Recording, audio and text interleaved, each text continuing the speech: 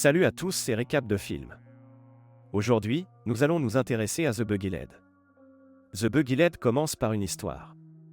3 ans après le début de la guerre civile, une jeune fille est vue en train de fredonner et de ramasser des champignons dans une forêt lorsqu'elle rencontre un soldat blessé, vraisemblablement un soldat en fuite, allongé impuissant sous un arbre. Elle lui dit qu'il vaudra mieux qu'elle l'emmène à son école que de rester seule et sans défense dans les bois. Selon la fille, il n'y a que 7 personnes dans l'école, toutes des filles. Elle se fait appeler Amelia, tandis que le soldat se présente comme le caporal John McBurney. Elle l'emmène à son école, mais il perd déjà connaissance. Elle appelle Mademoiselle Martha, la directrice de l'école, pour l'aider. Bientôt, le reste des dames de l'école sortent. Mademoiselle Martha ordonne à Amy d'attacher un chiffon bleu sur la porte, un signe pour indiquer aux soldats syndicaux qu'ils ont capturé un Yankee vivant, mais comme elle refuse de le faire, ils acceptent tous de le laisser se remettre de sa blessure avant de l'envoyer. Ils emmènent John dans la salle de musique, où Miss Martha et Miss Edwina soignent sa jambe blessée. Le reste des élèves est resté près de la porte pour connaître le résultat du traitement, cela montre à quel point les filles devaient être déconnectées du monde extérieur. Mademoiselle Edwina sort et dit aux filles d'aller à la salle de couture, car il n'y aura plus de cours ce jour-là à cause de la distraction causée par le caporal.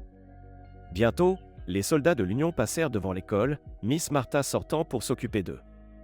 Les filles pensent que Mademoiselle Martha va leur parler de John, mais à la place, elle demande aux soldats s'ils ont des cartouches à revendre car elle a le revolver que lui a laissé son père.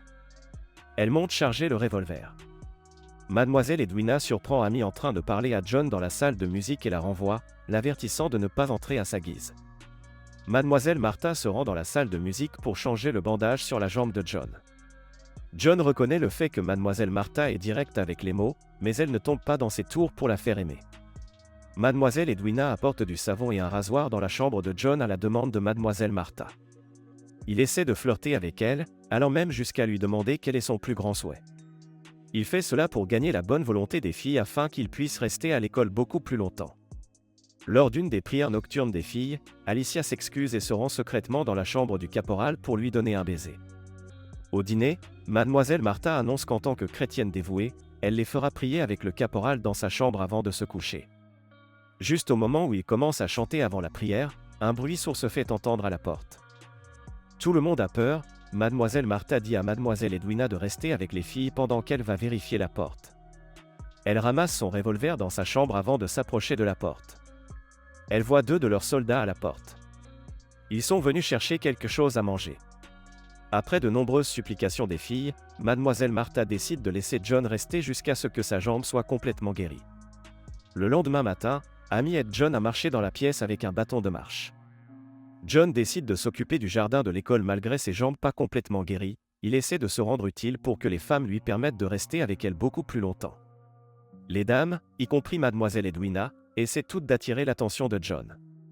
Miss Martha, quant à elle, ne tombe pas dans le piège de John pour le faire rester plus longtemps avec eux. Elle lui dit de quitter l'école d'ici la fin de la semaine. Mademoiselle Edwina entre dans la chambre de John pour le surveiller. John lui dit de l'accompagner et lui dit même qu'il l'aime. Il devient intime avec elle en lui donnant un baiser, mais Alicia frappe à la porte pour dire à John que Mademoiselle Martha veut qu'il dîne avec eux et les choses. Les dames portent leur plus belle tenue au dîner afin d'attirer l'attention de John, la robe de Mademoiselle Edwina étant la vedette. Mademoiselle Edwina suggère qu'il joue de la musique. John complimente la robe de Mademoiselle Edwina et demande s'il peut venir la voir le soir. Mademoiselle Edwina devient jalouse en regardant Mademoiselle Martha et John discuter. Miss Edwina met une robe sexy en attendant que John vienne. Elle entend du bruit et décide d'aller vérifier. À sa grande surprise, elle trouve John en train de s'embrasser avec Alicia sur le lit d'Alicia. John la poursuit mais Miss Edwina le pousse effroyablement hors des escaliers. Cela provoque un énorme bruit.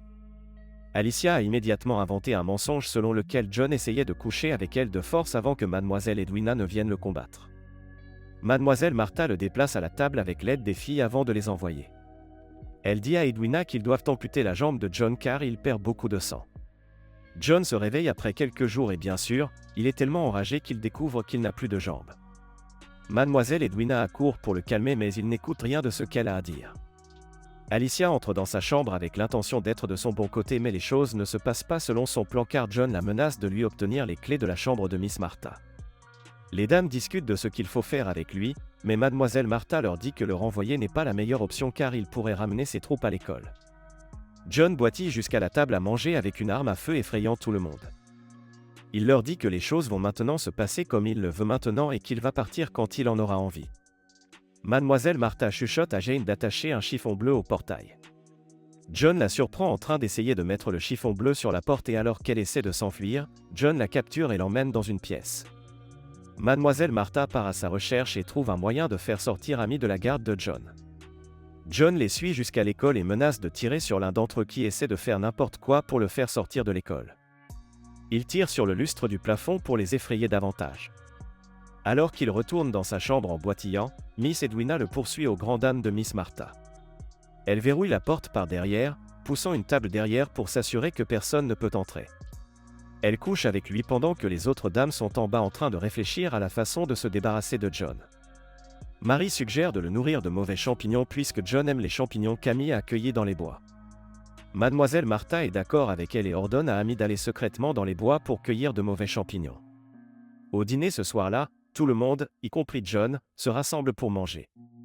John s'excuse auprès d'eux pour ses explosions et Mademoiselle Martha lui dit qu'il prépare le dîner en commémoration de son voyage.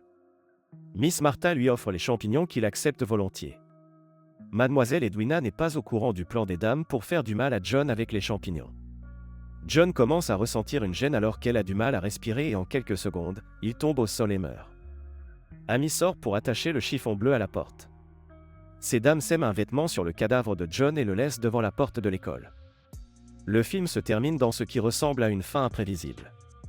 N'oubliez pas d'aimer et de vous abonner pour plus de vidéos comme celle-ci.